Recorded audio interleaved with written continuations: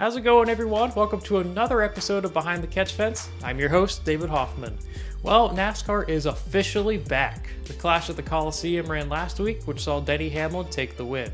Kudos to NASCAR for moving the race up a day. I know that was kind of difficult with all the rain coming into the area the next day, but obviously that decision was tough to make, but it was the right one just to get the whole event in. Well, on today's show, we figured since the Daytona 500 is less than 2 weeks away, why not get a NASCAR driver for the show? Today, we're joined by two-time NASCAR Cup Series champion, Joey Logano. The Team Penske driver has had quite the ride in the series as he approaches his 16th full-time season, which is absolutely insane to think about, the fact that he's been in the series for nearly 2 decades. I'm not that old, but that just seems like it's been forever. Time just flies. Now on the show today, we discuss growing up in the sport and just the growing pains that come with it, along with a look at the 2024 season. So, with that, sit back, relax, grab your favorite snack, maybe a candy bar to give you a little extra energy boost, and enjoy this episode with Joey Logano.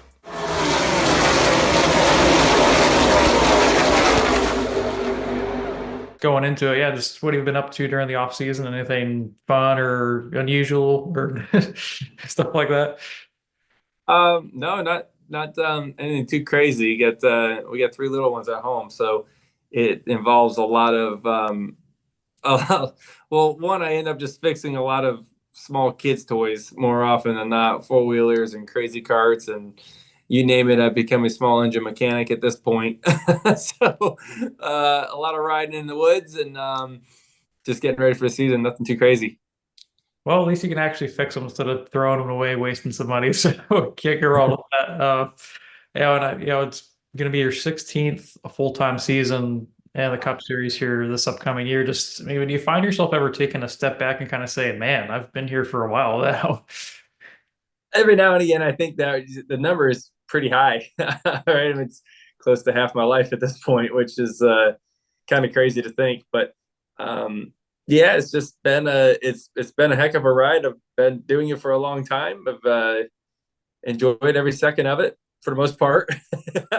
Maybe not every day, but for the most part, I've loved what I get to do for a living. It's been a good ride. And obviously, being in the sport since a teenager, it's those are really good years for people at that age to kind of find themselves, learn and grow. Just from your perspective, why or how was, I guess, growing up in the sport and like in that type of professional environment both a positive for you and then maybe not such a good thing as well? That's a good question. It's on a positive side of it, it accelerates your growth drastically, right? Like when you put yourself in a very challenging position, you're going to grow. You may not win, but you're going to grow. And that's what it's all about, when you're young and first starting off at something, is just not being scared to just go out there and don't be scared to lose, right? You're probably going to get beat, right? But you're eventually going to figure it out quicker and put yourself in a unique position, kind of like I am now with the amount of experience I am with still feel like I got a good runway ahead of me to continue driving. And so I've I feel like that's definitely the pros. The cons to it is a lot of the mistakes that you make when you're young, if you stay in the same industry and the same stuff, kind of comes along with you at times. Right? It kind of becomes your baggage a little bit. I made a lot of mistakes early in my career, and there's this thing called YouTube now that things live forever on, and they never go away. So you kind of get branded a lot by the mistakes you make as a teenager, which, unless you're sitting here lying, you've made a lot of mistakes when you're a teenager, no matter who you are. Mine were all broadcasted to the world, and so they stick with me forever. And those things are a little harder to get over. And I still carry a lot of those today, but it is what it is, and I still wouldn't change anything I did because I learned from all those mistakes. But it kind of stinks in today's world. You make one mistake and it carries with you forever. And it is good advice for anybody listening, because you don't have to be driving a race car in the limelight to have that. Now these days, anything on social media or anything you post or text or anything, it comes with you for the rest of your life. So you got to be careful from the very beginning.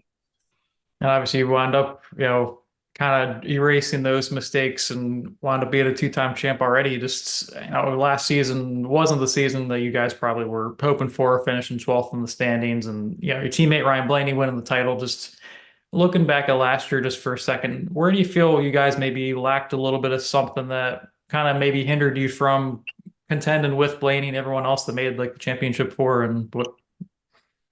Yeah, we lack speed. That was the main thing. Our execution's still great. That's where our team's strength definitely is execution of the races. We usually can outperform the speed in the car. We were just a little bit off in our speed last year, and it doesn't take much. And man, I go back to Darlington or Bristol, in the playoffs in that first round. You get through the second round, life looks a lot different right now. So it just kind of is what it is. You got to move on and learn from it and move forward. But definitely a year that was humbling and tough and challenging. But the good things is it hurts still, right? Like when it still hurts, it means you care. And for the whole team, it hurt quite a bit. You kind of hear drivers say how it's kind of hard to get like a consistency point down with this next gen car. I mean, I'm coming up on year three now. Just is there a special secret to getting that type of consistency with this car? Or is this is the way this car is? It's tough because a little bit is all you need. The cars are so close, and everybody's setups migrate closer and closer and closer, right? As the off season comes and one engineer leaves to go to another team, well, they take all their notes with them, right? And now that team knows what the other team had, right? And then so as that all kind of gets jumbled up, everybody ends up running a very similar setup. The drivers start figuring things out. All the cars end up being very, very close. And so then that means the details mean everything. Because if you qualify bad, it's really hard to move through the field because everyone's running the same speed. How do you pass a car that's the same speed as you, right? Really hard to do that. So then strategy and pit stops and all those things mean a lot. Qualifying means a ton. Details are everything in the next gen world. The days of seeing cars, that can, dominate the race, have a bad pit stop, have a pit road penalty, whatever it is, go to the back and drive through the field, those are gone, right? You may have a car that's dominant and goes to the back of the pack and might get back up to 20th, but it's going to be pretty slow moving from there. It's just because everyone's so tight now. And final few questions, just as for changes in the sport, Brickyard 400 is coming back this year. Just having not run that next gen car on the oval at Indy, just how do you feel the racing may be, even though you may not know too much besides like one test that happened a couple months ago? Yeah, we'll have to kind of wait and see. I'm excited about it. I like the oval there at Indy. So it's been a few years since I got to rip it down that front straightaway into turn one and remember that feeling. So I'm excited about that. And, the Brickyard 400 is, built on the oval, obviously, and the history comes along with that. I always say winning anything at Indy is awesome, whether it's a road course, the oval, stock car, Indy car, tricycle, I don't care. Indy is huge. So I'd like to, that's one that's probably number one on the bucket list to click off for sure. And Daytona 500 coming up here. Obviously, you won the event before. Just as you've kind of started off all the way back in 09 to now, just how have you seen sort of maybe the flow of the race kind of differ from that point until now, and just how you kind of get yourself in a position to win? Yeah, the 500. I mean, shoot, man, you never know what's going to happen. You just got to be running, right? Like that. You just got to survive and be there at the end. Anything can happen in the last lap. There's been times that I felt like I was out of it, and next thing I know I have a chance coming off turn four. Vice versa, there's been times I thought I had it in the bag going into three and I end up in a ball of fire. And last year, shoot, I thought I was racing all the way to the other side of the racetrack and the caution came out in turn one and we missed it by a few inches. It's just, you never know, you can't call that one. And final question, just, you'll be driving a new Ford Mustang this year, just from what you've heard from the team and just, what are your expectations for that car? Obviously, it's got a new body, new aerodynamics and all that.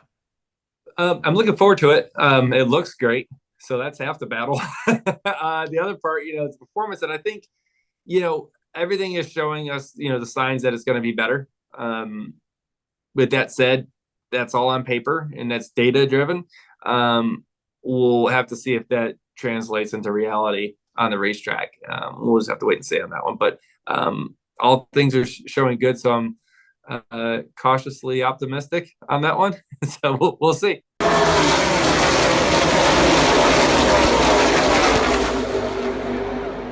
Thanks for tuning in to episode 53 with special guest Joey Logano.